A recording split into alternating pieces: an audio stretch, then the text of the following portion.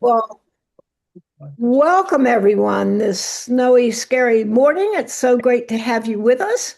Um, I would just ask a couple of things. What Diane and Clint are about to make presentations, and while they're making their presentations, I would ask you to mute. But then, as soon as if you have something that you really want to ask about, either put a comment in the chat, or sometimes I don't see you raising your hand, but try to raise your hand or put your comment in the chat, and then then unmute yourself, and we can and I'll ask Diane to if she can respond. But anyway, so it's just really nice that we can be here this morning with each other virtually. And if you could, we'll start with a brief prayer. Gracious and loving God, we gather in your presence with grateful hearts and open minds as we begin this study using new tools and technologies to explore how artificial intelligence might help us see not just predictions as truth, but rather as invitations to deeper understanding. We give you thanks for the gift of technology today that allows our community to gather together safely, even in the midst of this dangerous storm. And we, for these tools, connect us and protect us, sustain our fellowship, and we're so deeply grateful. Remind us, O God, that no innovation, however, replaces your presence. No system surpasses your power, and no human creation stand above your care. As nature's forces remind us of our vulnerability, grant us humility, trust, and peace, knowing that in all things, calm or storm, we remain in your hands. In Christ's name we pray. Amen. At this point in time, I would like to introduce Diane Whitaker, Clint Kelly, and then as you have comments, give us a little background if you feel that would be helpful. But Diane is a longtime member of the Adult Education Lay Ministry. She has chaired it, co-chaired it, supported it. She's regional administrator of libraries throughout Montgomery County. She's a lifelong media specialist, librarian, ultra amazing collector of information and interpretation, as well as a strong woman of faith. And we really appreciate her being with us. And we also welcome Clint Kelly, who the last time when I looked him up online, there were about 2 pages of all of his achievements and explorations and technology and defense work, and I believe that Clint holds the record as the oldest person to have gone into outer space twice. And he's been a wonderful member of our adult education lay ministry. They're going to explain how this all came about, what we're doing today. And then I would encourage other members, and I know Alvin Stencil will make some comments too, about their experience with AI and how its uses can be applied to understanding in life. But at this point in time, I'll turn this over to Diane. Mhm. Good morning, everyone. Today, we're going to be talking about how we use AI for as a different set of tools for understanding biblical interpretation. And I'm going to be using the prodigal son as a tool to um, show how AI, different types of AI. And when I talk about AI, I talk about the uh, generative AI. So we ran the prodigal son through 3 different AI tools, generative AI tools. We used Microsoft Copilot, the Google Gemini, and the Chat GPT by OpenAI. And let's see. So Microsoft Copilot allowed me to create a PowerPoint using that was created by AI. And Diane, And not to so, interrupt, but you're going to talk about the question, the situation about what we wondered about the oh prompt. yes, well, that's coming. Okay, Yeah. I'll be quiet. Okay. So basically, we had a question of come up with a creative narrative of the prodigal son 1 year after it occurred, after the prodigal son story ended.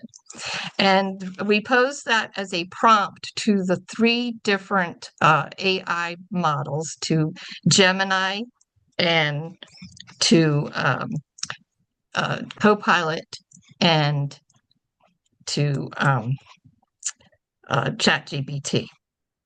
And it's interesting because Copilot came up with a very similar narrative to ChatGPT, but Gemini came up with a different model. And let's see, I'm going to come up with. So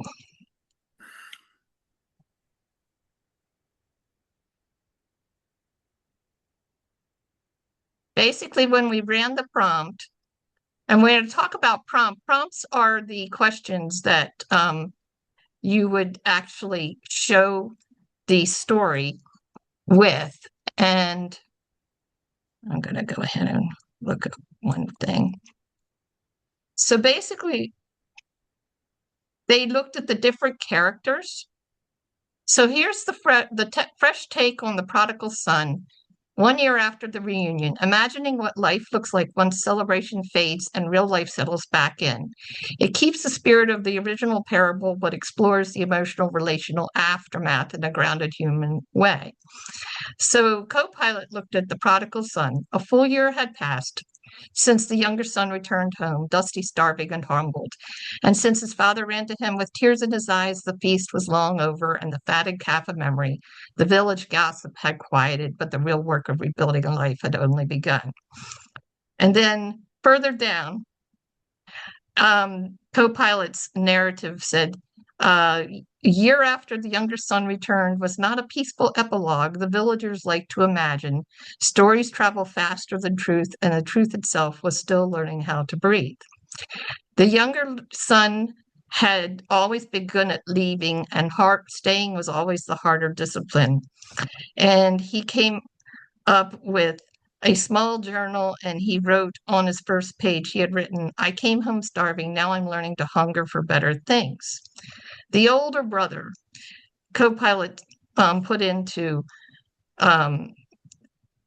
his perspective, and he realized that forgiveness was not a single act, but a long, uneven road. But the interesting thing is when I put this into a narrative version, the Copilot did not write an actual creative story. It just took out different perspectives of different characters' points of view, which I thought was interesting. Because I'm going to go ahead and stop sharing this version, and I'm going to share the Gemini version of the story. And let's see. Diane, I'm not seeing your PowerPoint up on the screen. Okay, hold on just a second. Sorry. Okay, so.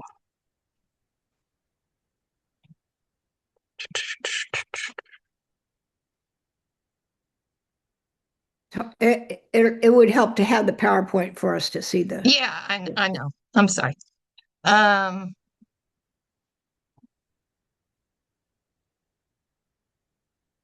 Okay. I'm going to go ahead and put it into PowerPoint. Second. Doesn't want to go forward. Okay, there we go. So I was trying to give an overview of the prodigal son and the different initial AI interpretations, and then the 1 year later evolution. So the themes of the prodigal son were forgiveness, repentance, mercy, and love, and redemption. And then the historical cultural context was family honor and law, the younger son's stigma, radical forgiveness, and the timeline perspective. Again, they had traditional interpretations. But I wanted to look at, I'm going to jump through instead of just looking at AI's methods for parable analysis, because one of the things that we found is that in Gemini, Google's AI, is that they drew from Amy Jill Levine's interpretation when they came up with a 1 year later narrative. So basically, they come up with a real story, and in Gemini. The dust of the great feast had long since settled. The fatted calf was a distant memory, and the music that had echoed across the valley on the night of Elias's return had been replaced by a steady rhythmic thrum of daily labor. 1 year later, Elias, the younger son, stood at the edge of the olive grove, his hands calloused and stained with the dark oil of the harvest. He wasn't the boy who had left with a bag of gold, nor was he the ghost who crawled back in rags. He was something new.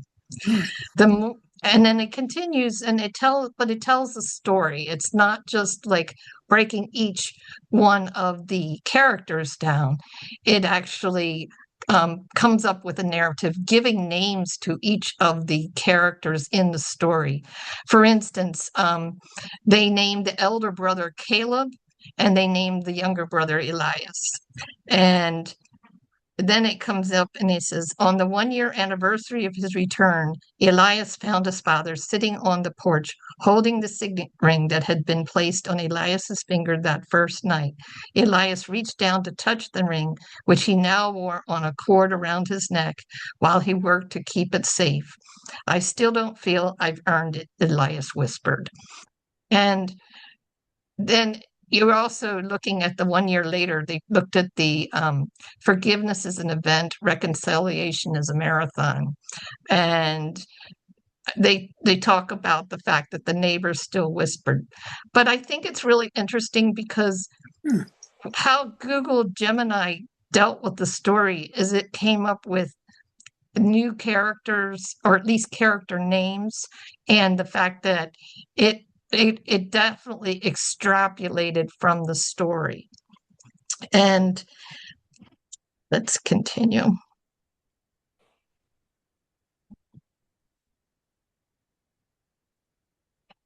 If we look at ChatGPT's version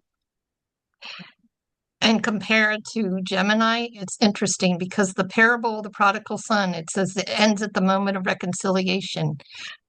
Here's a thoughtful, grounded interpretation based on the themes Jesus emphasizes. And it just says, here's a likely outcome. The younger son is living a transformed life. The father continues to model grace. The older son faces a choice, and that's the real tension. And it looks at the themes, but it doesn't really present a true creative narrative, which I think is interesting between all of the different AI models. Both Copilot and ChatGPT are not as creative as Google Gemini. And in looking at the story, they do look at the themes, but they're not really coming up with a creative choice.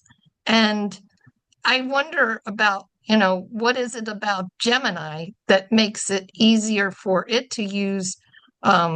It's like it's broader in how it's interpreting the story, and it's looking and assigning names, which neither ChatGPT or Copilot do. And although they look at the themes and they are very, they're just looking at what is out there on the internet, and they're gathering the themes from a traditional point of view, and maybe they're looking at other perspectives, but it's not actually create that doing what we do and when we create a narrative, which I think is interesting, and I'm not sure exactly why, but apparently Google has something that they're doing differently with their AI models than what Microsoft or OpenAI are doing. Um, I'm going to stop sharing. Just let me keep going. Um, on the other hand, I will just say when I put in creative reflective narrative, ChatGPT actually, and I used that as a prompt. I didn't just say, give me an interpretation. I said, come up with a creative reflective narrative, imagining the prodigal son 1 year later. So actually, ChatGPT did make an attempt of creating a story. It did not assign names the way Gemini did, but here's the version of ChatGPT. Um, the fields were quiet in the early morning, silvered with dew. The younger son walked them slowly, slowly now, not because he was told to, but because he wanted to. A year ago, he had crossed his land, running, ashamed, starving, rehearsing apologies that tangled in his throat. Today, he walked it with steady steps, carrying bread to the workers and greeting them by name. The house still startled him sometimes, not the size of it, but the sound of laughter inside. He would pause at the doorway, halfway expecting someone to stop him, to remind him that his welcome was temporary. No one ever did. His father had not changed. This was the most unsettling thing of all. He still watched the road in the evenings, still smiled easily, still spoke his son's name as if he had never been broken by distance or disappointment. The ring remained on the younger son's hand, worn now, scratched from work. The robe had been replaced with simpler clothes, but the belonging had not faded. At meals, the older brothers sat across the table. Some days they spoke a little more than necessary. Other days they talked about crops or weather or small practical things. Once the younger son tried to apologize again, but the older brother stopped him with a raised hand, not in anger, but in exhaustion. I know, he said, I'm still learning how to stand in a room where grace feels tough, louder than fairness. That night, the father poured wine for both his sons and said nothing. He did not force reconciliation. He had learned that love could invite, but not coerce. Over the year, the younger son learned new things too. He learned that forgiveness did not erase consequences, it transformed him. And he learned that humility was not humiliation. He learned that coming home was not the end of repentance, but the beginning of faithfulness. Sometimes he still dreamed of the far country, and when he woke, it was the sound of the household stirring to a life that he had not earned and could never repay.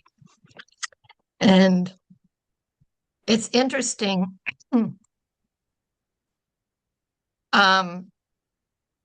that I think when we put the story into Copilot, it was looking for additional prompts to try to figure out how to interpret the story. And it was looking at the scholarly research, and it was taking definitely a more academic approach to it. Google Gemini attempted to create a short story, and ChatGPT actually, without adding character names, did a much more expanded version of the story with the themes actually interlaced into it. So I'm going to ask people, what do you think? What do you think about the story comparisons that you've heard? And it looks like there's a bunch of people who've got questions.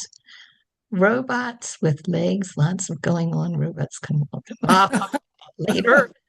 The role of prompts, that's extremely important. The role of prompts is the key to using AI successfully, generative AI. They use large language models, and they search for as much as much research and as many stories that are on the internet as they can find. And they're optimized for taking lots of information and condensing it down into short pieces. But I think Clint will speak to, can they think? I say no, they can't, but Clint might have a different opinion on that. I think that they take different iterations and interpretations, and they attempt to come up with creative stories. Sometimes they do, and sometimes it's really, really good. I mean, I think Gemini had a really interesting approach by starting to create a fictional short story, but then it wanted to add a different prompts. It would add things like, do you want to do a modern retelling of this? How would you like us to expand it? And so when it adds a story, I'm going to share some additional things. And when it adds a story or it adds an interpretation, it asks you what additional things that you would like to add to it. And you're talking about ChatGPT, generative AI, right? Yeah. Yes. Okay. Yes. Yeah, that's what I found. They asked me Gemini more. does the same thing. Oh, Gemini does. Okay. Mm-hmm. Steve Fox had just commented that he was surprised about how well written the last ChatGPT narrative revision was. From a stylistic point of view, it flowed the best. The story flowed as well as it flowed very well, is what I'm saying. Yeah. And it showed a sense of creativity in how the story was created by the AI bot. I think that Copilot was the least effective out of the three of them, because it didn't, and I think it has to do with how the prompts are written. But it seemed like ChatGPT, when I said create a creative narrative of the story of the prodigal son, the parable of the prodigal son 1 year later, it did just that. And the Gemini AI probably would need additional prompts, but it started coming up with a fictionalized account. And I mean, they both are, but one of the things when I looked at Gemini is that they did take some of Amy Jill Levine's writings into account when they started their interpretation. And I found that was interesting. How did you know that had happened? Let's see. Let me see if I can. In a way, and other people can ask, I felt like they're creating that one story was limiting in a way. I thought the ChatGPT generative was a little more open-ended in the way that it reformed the narrative. I agree. I think, let's see. So when I look at, I'm going to share this in just a section. Okay, just a second.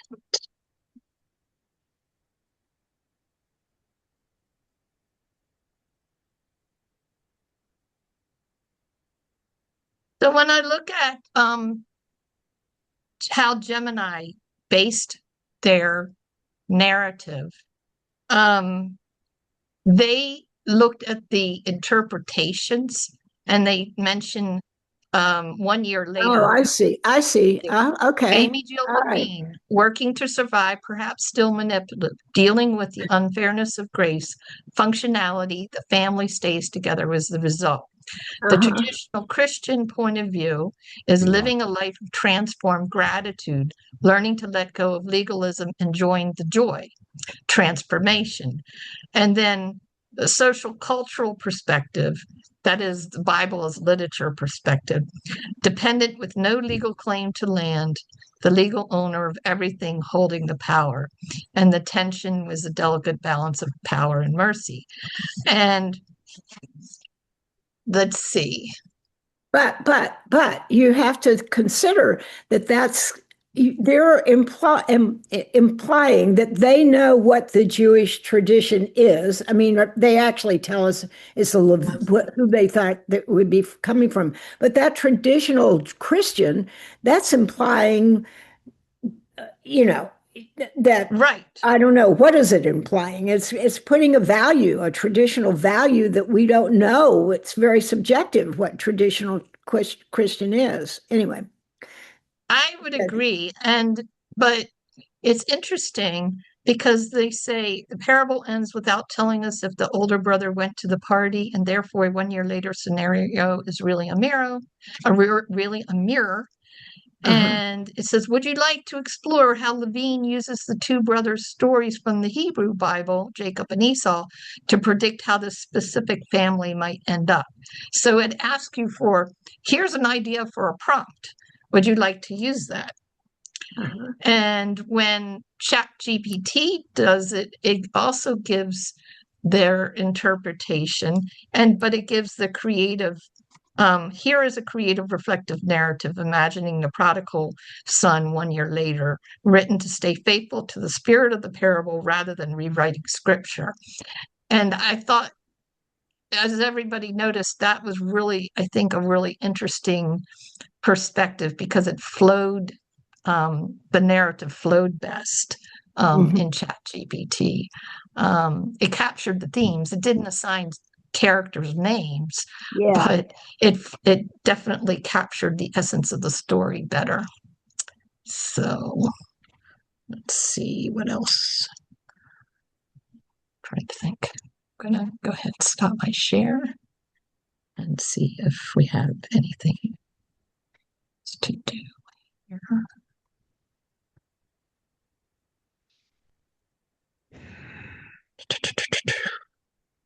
Okay. Yeah, this is the first time I've done a comparative analysis of 3 of the generative AI formats.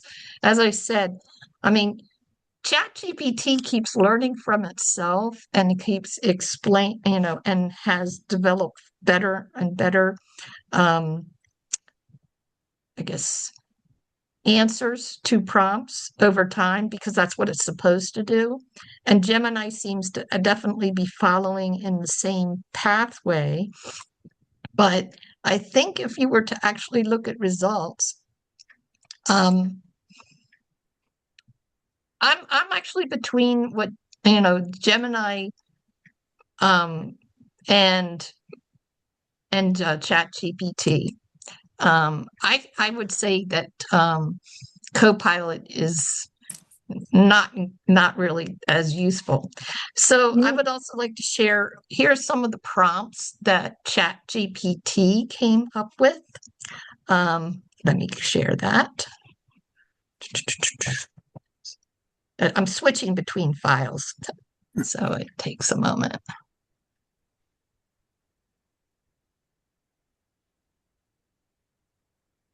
All right. So anyway, so we have the 1 year later narrative from ChatGPT, and then it asks for prompts. If you'd like, I can write this from the older brother's perspective. I can make it shorter or more poetic. I can adapt it for a school assignment or sermon illustration, or set it in a modern context. Okay, I see a question from Michael. I'll take that one. Yeah, I just wanted to make one quick comment, and that is one of my colleagues is a nuclear engineer, of course, and she um, teaches this sort of thing at one of the colleges in DC. And she was explaining to us that when she writes a prompt now, in order to try to avoid a lot of the useless material that the bot will kick out or false information, she will write a prompt that is like 5 pages long and put it in there. And when she does that, that's the way that she can get it to be specific and focused on the issue that it had. So that's all I was going to say. I just want to make that point. No, that's a good point. That's Yeah, an excellent point. Is the more refined your prompt is, the better answer you will get. I yeah, think that's it in a nutshell. And if you're going to use the AI tools, be as specific as you possibly can, even if it's 2 pages long, because it'll give you whatever you put into it. But if you help it, it's just like when we're taught. I was taught in library school to use Boolean thinking to refine reference questions. Well, we have to think as when we're defining prompts as though they're reference questions, and come up with very, very specific asks so that we get what we want, I guess is the best way to put it. So, yeah. yes. Um, so Robbie Jones on his White Too Long website has a situation where he has a conversation with a chat bot Jesus, and he asks some theological questions about grace, things like grace, whatever. And Mhm. he asked the chat box to come up with two perspectives, one being a United Church of Christ perspective, more open minded, liberal, whatever. Mhm. And the Mhm. other, he asked to come up from a more evangelical, basic, like Southern Baptist perspective. And he actually shows now but of course, again, he's put in some values into that prompt because he's obviously has some Mhm. ideas about what a UCC perspective would be, Yeah. what a Southern Baptist perspective would be before as he comes up with the Yeah. prompt. But Mhm. anyway, it's fascinating to see what the responses are. So I Mhm. guess, it would be interesting to come up. Well, and when I was reading yesterday, because I knew you were going to be doing this, I Mhm. went online and just online, Google asked to come up with this perspective about what happened. Mhm. And this whole one of the interpretations was very down on the older brother because they were saying that older Mhm. brother was a Pharisee, represented the Pharisees in the story. And Jesus knew this when he told the story. And so the other brother was being very judgmental as a Pharisee.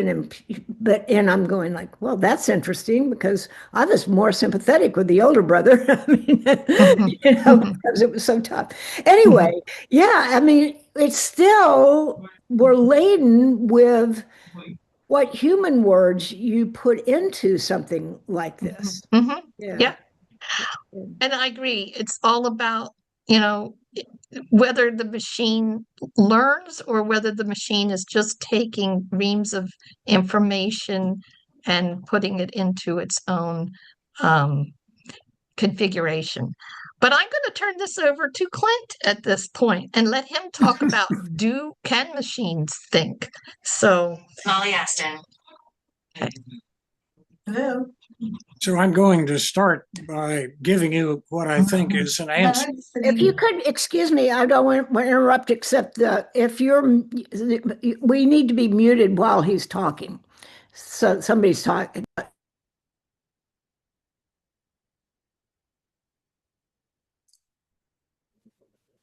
Now Hello, you're muted.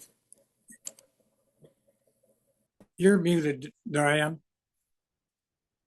I Or, have somebody or in the room that I'm oh, staying with and she's talking, so I'm going to mute myself. Okay. so I'm going to start by giving you what I think is the answer. Uh, and the answer is no, a machine can't think, but maybe eventually.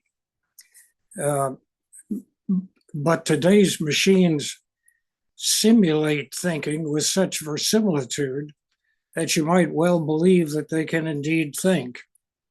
And I'll put out as a first example of that verisimilitude the driverless cars, Waymo in San Francisco.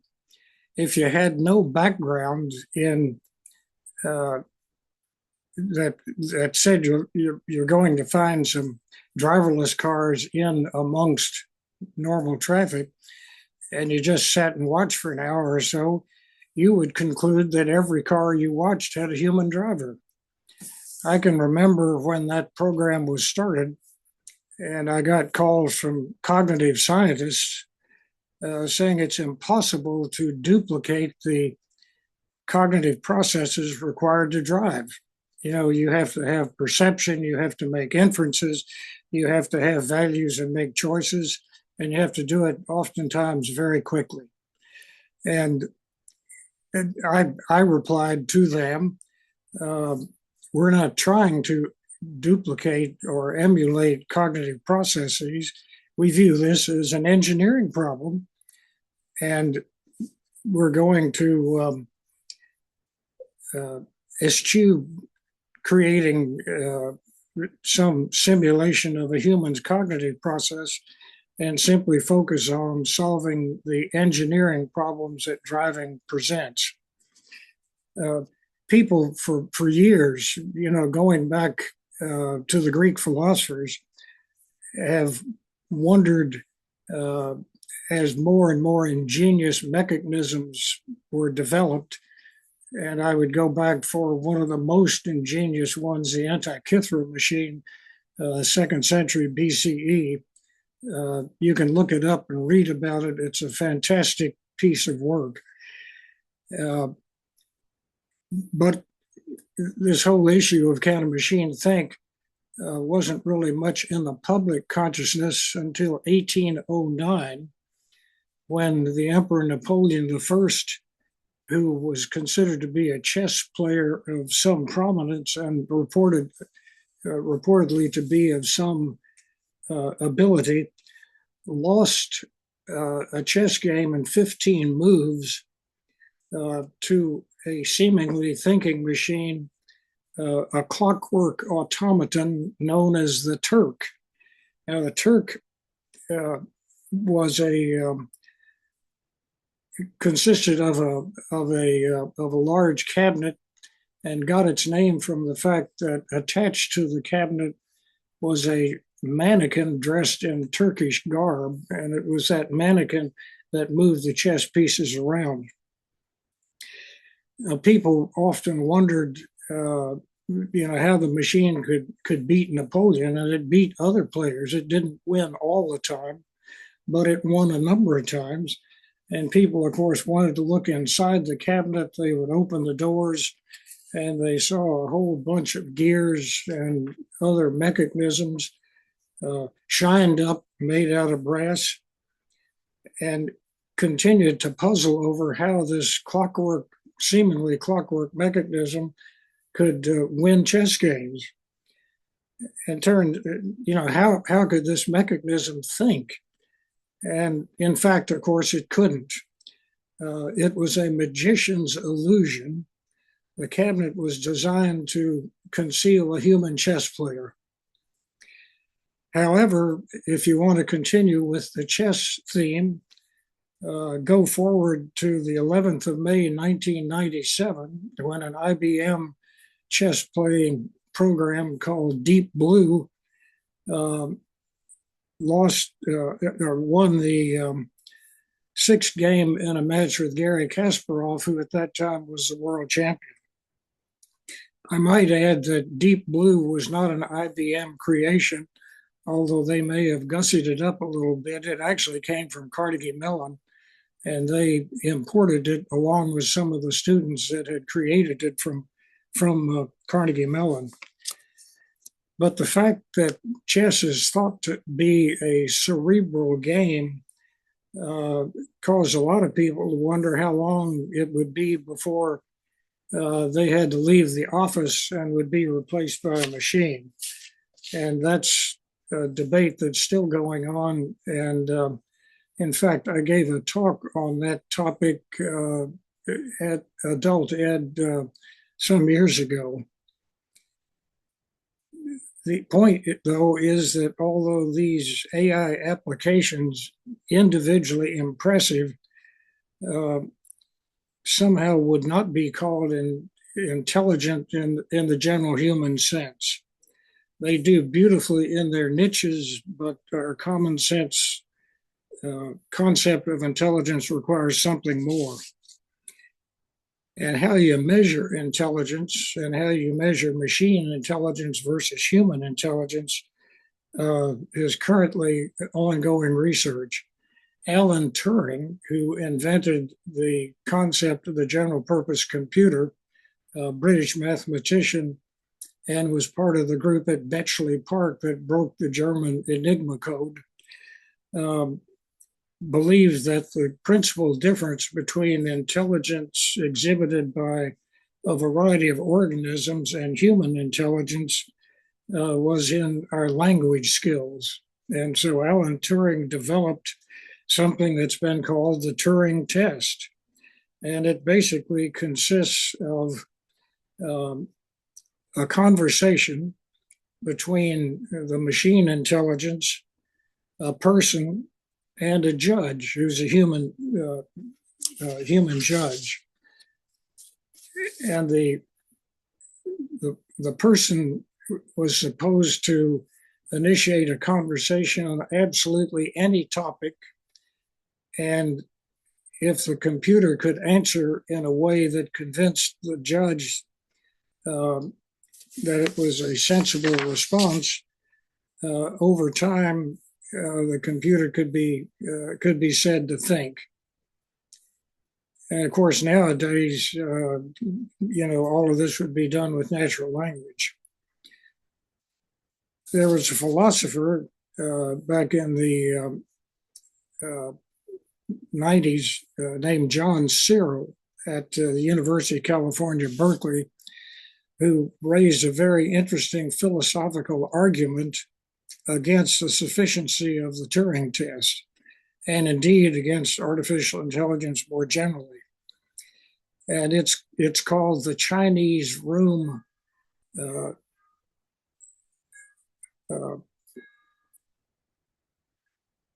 I'm not sure whether to call it an approach or a mechanism, but basically, Cyril said, and he started off by saying, "I don't understand Chinese." He said, "Imagine that I'm in a room and I've got a code book of instructions in English, and these tell me how to develop answers to a query pushed through a slot in the door in Chinese." He follows the instructions in his book and pushes the answer back out through the slot, and the room to the Chinese speakers outside appears to understand Chinese. And Cyril notes, though, that he was just a symbol manipulator following formal rules and was completely ignorant of the meaning of either the questions or the answers. He concluded that mere symbol manipulation, although producing the appearance of intelligence to the outside observer, couldn't produce understanding or awareness in the mechanism, in this case, Cyril himself doing the manipulation. So Cyril went on to say digital computers merely manipulating formal symbols according to the rules of a program is not by itself enough to guarantee consciousness, cognition, perception, understanding, and thinking. So the question then devolves into if we want to build a thinking machine, and if we want to build a thinking machine modeled after the human brain, what do we have to do?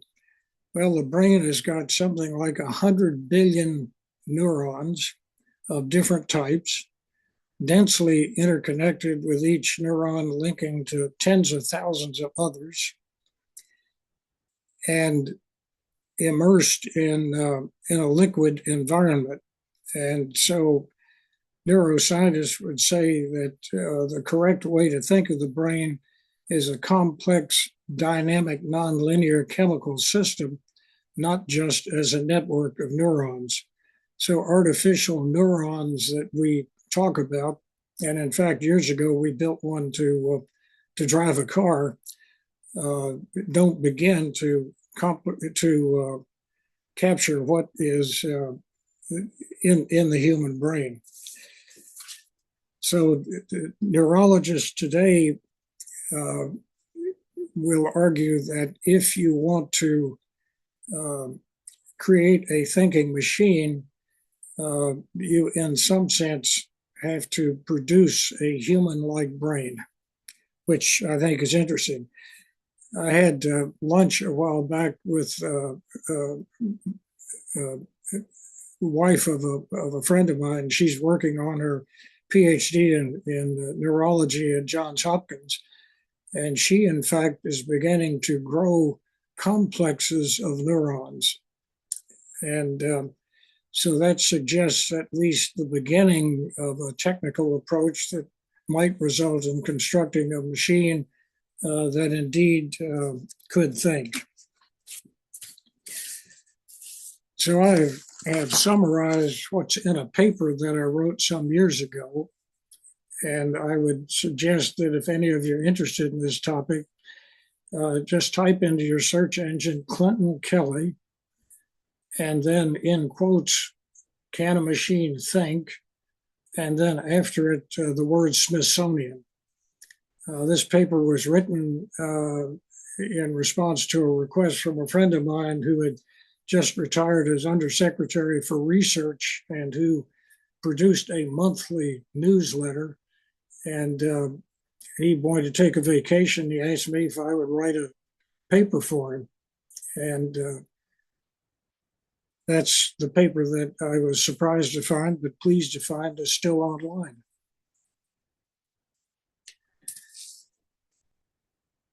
So I would say that right now we're safe in saying a machine can't think, but it's extremely difficult when you get responses like the one that Diane just has shown us to determine when you're listening to a machine and when you might be listening to a person.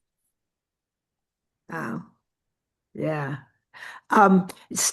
Steve Fox has a question right away, and well, we'll get back to Jean's comment, but Steve, this is pertinent to what you've just said. What do scientists think about the ability of machines to develop emotional intelligence? Is that pretty close to what what you've already commented on? That we're not there yet? Yeah, I would simply say that thinking involves a whole variety of things: inference, choice, values, probabilities, goals, and a lot of beliefs, which are not necessarily factual. And so all of those would go into if you really wanted a thinking machine in some fashion. Mm-hmm. And I don't think you can get that from large language models. Mm-hmm. You can get the illusion of Mm-hmm. a variety of these properties. And the problem we have right now is separating the illusion from what we might perceive to be reality. Mm-hmm. Yeah, I can't I even agree. begin to think Diane, about. go ahead and comment, and then Pat Stocker has a comment. But go ahead, Diane. Well, I'll defer to Steve for a moment because I have a thought on that, and it does pitch on impact or connect with what we're saying. Go ahead. I can't even begin to think about what a machine loving would look like. Loving? Yeah. Look at Data on Star Trek. Yeah. Okay. Yeah, and also I have to tell you, I get responses from AI about questions I ask, and the emotional aspect is represented. Whether that's really loving or not is another question. And Pat's comment, I think, is worth listening to. Is Clinton, Diane, do you think that having machines think is progress, would be progress or not? What do you think, Clint? Would that be progress if the machine could think? really think? I would think so, assuming that you can inculcate it with the values that would keep it from trying to take over the world. Yeah, exactly. Yeah, that's the question. And as So we I'm gonna, were, go ahead, Diane. so I'm going to posit something. So I believe that humans can design the radio set and create the radio set, but they haven't been able to come up with consciousness. And here's where spirituality comes into play. We can, where do the wavelengths come from that create our consciousness? And where does this intersect with computers? I think we will have to develop quantum computing before we really see that turning point of where machines actually think. But even so, will they have moral judgment the way that people do? Although sometimes we wonder about people. Or the lack thereof, I was about to say. Well, you can imagine raising a computer as you would raise a child, Right. you know, Yeah.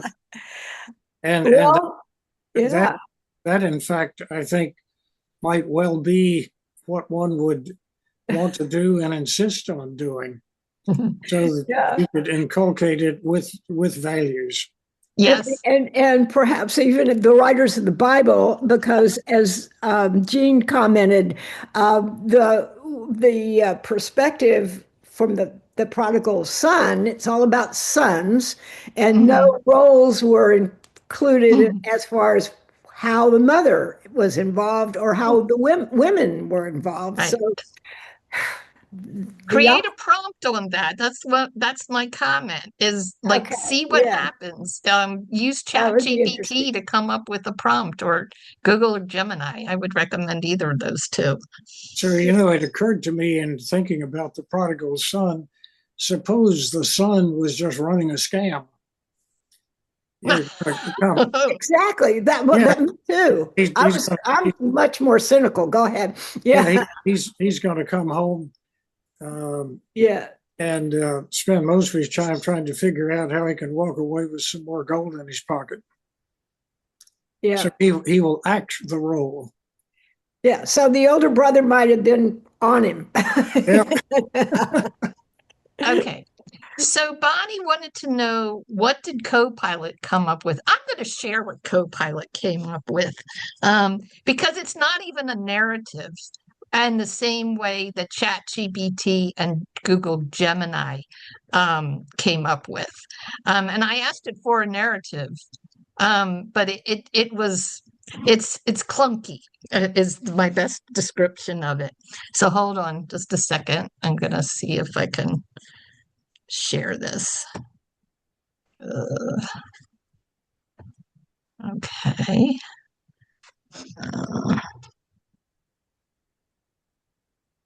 Okay. So it says basically, when I come up with it, create a creative narrative of the parable of the prodigal son 1 year later. And as you can see, it breaks it down. They say prodigal son, a year after the homecoming. It's very academic, or it's not a flowing creative short story. So we're looking at Copilot, right? Yes, you're looking at Copilot. Yeah, This was okay. Bonnie's question. Yeah. Uh-huh. And then it has the younger son learning to stay. The older brother is slow thaw. The household, a new rhythm, the turning point, and then a new beginning. And then it says, here's a longer short story, a more a dramatic, conflict-heavy version. It's asking for additional prompts, but it doesn't have that flow of a creative narrative. I mean, it does, but it's not in the same vein. That's why I say I don't recommend it. But Yeah, that's it's interesting my because how many more people use Microsoft, and you would think they would come up with a better product anyway. Anyway. Yeah. If I can respond to somebody's earlier request on chat about legged locomotion, we actually built a hexapod, a six-legged walking machine back in the 1980s. It's on, or has been on YouTube. It had a cockpit, had a person with a joystick that would cause it to move in a certain direction at a certain speed, but it had a lot of sensors. So if you commanded it to do things that it felt were beyond its ability, it would not do them. Huh. And then later, Mark Rabert, who at that time was a graduate student at Caltech under Ivan Sutherland, who did the first computer graphics thesis, by the way, under Minsky at MIT, started work on a monoped, a one-legged hopping device, and then went to bipedal locomotion and at Carnegie Mellon, and then later at MIT. And then he started a company. And when you see most of these humanoid robots, that's all based on the work that Mark did. Interesting. Problem, by the way, with human robots is power. That's a real issue. Yeah, we could get onto that. So, well, two different comments. One, what from Jean Dudek was like that she liked that the AI responses mentioned the village, the village, or the people in the village, the community, because it's easier for us modern Americans to forget how important honor and shame was in culture at that point in time. And then John Gaffney, who was involved with robot development, apparently, says, if a machine performance gives intelligent answers to queries, how is that not intelligent? I don't think we're saying that it's not intelligent, but we're comparing it to human intelligence. That we're looking at the human. Well, how do you differentiate? If it behaves like it, is it not? Well, if it talks like a duck, it's a duck. Or we can't differentiate it. That's kind of what I'm getting at. Yeah. I'm not trying to be cutesy here, but yeah, no. But Clint might want to comment on that. No, that's one of the fundamental questions. How do you test for human intelligence and differentiate it from intelligence that originates with a machine? Yep. And in a sense, do you care? Yeah, that's exactly. Yeah. We're getting closer on time. This has been an amazing discussion. I mean, I don't know how many of you have been in Wonderful. This kind of quality give and take. There's so much more for us to think about and deal with, and this very challenging world that we're living in. And I'm telling you, both of you have put in so much time and effort into leading us and making this kind of discussion available. I don't want to, but before I turn this over to Alvin, because Alvin Stitzel is going to give us a little take on what he's been captured by AI, and he's become so creative. But before we go into that, I want to urge all of you. This shows that we're together. We're a community. Join us next week because we have an amazing speaker next week. Kevin Sack, who wrote this book on the Mother Emanuel Church, which was the church in Charleston, South Carolina, where the horrible attack took place by Kevin Roof. Kevin took 10, 11 years to write this book. He's a very respected journalist, and he's going to be with us next week. He'll be via Zoom, but he has such insight into what happened with the Black worshiping community, things that I never knew about the development of the Black AME Church and the community that was attacked in that particular situation.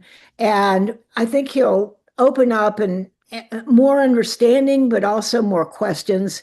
And he's coming to us via Louise Meyer's a connection with him and Duke University. He's a respected New York Times reporter, journalist, and it's a real opportunity that very few people have had. This book was one of the New York Times best books of the year last year.